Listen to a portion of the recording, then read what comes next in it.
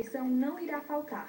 O Neto falou ainda há pouco do Zouk, né, dessa beleza de festa que vai acontecer no próximo feriadão em São Luís. E agora eu estou ao lado da Emanuele e do Rauan, que são os professores, né, que vão nessa noite ensinar os passeios do Zouk, da salsa, interagir.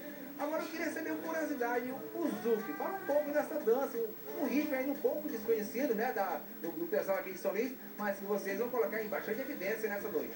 Bem, o Zouk é uma música caribenha. A dança ela origina da lambada, a lambada 100% brasileira. Nós dançamos a lambada em cima do Zouk. Então, o pessoal que vem pra festa, iremos fazer um aulão, ensinar alguns passinhos básicos para todo mundo conseguir dançar e se divertir. Vai ser diversão a noite inteira, uma linda vista e uma noite super agradável.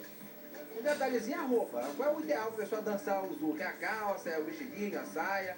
A roupa fica a critério da pessoa, uma roupa que seja confortável e que ela se sinta bem para dançar. Então você pode vir do jeito que lhe convém para se divertir na festa. Pode vir à vontade que vai ser uma festa maravilhosa. Estou aqui com a Emanuele, eu queria que agora você fosse como a Rauan, mostrar um pouco dessa dança, do que vai rolar nessa noite caribenha, né? São só 40 pessoas, gente, ó, 40 pessoas. Já eu divulgo o telefone para você ligar e participar dessa noite caribenha. Emanuele e Rauan vai mostrar um pouco do Zouk para você.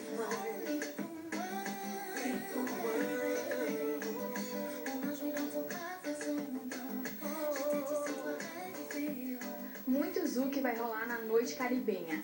E até a equipe arriscou alguns passos.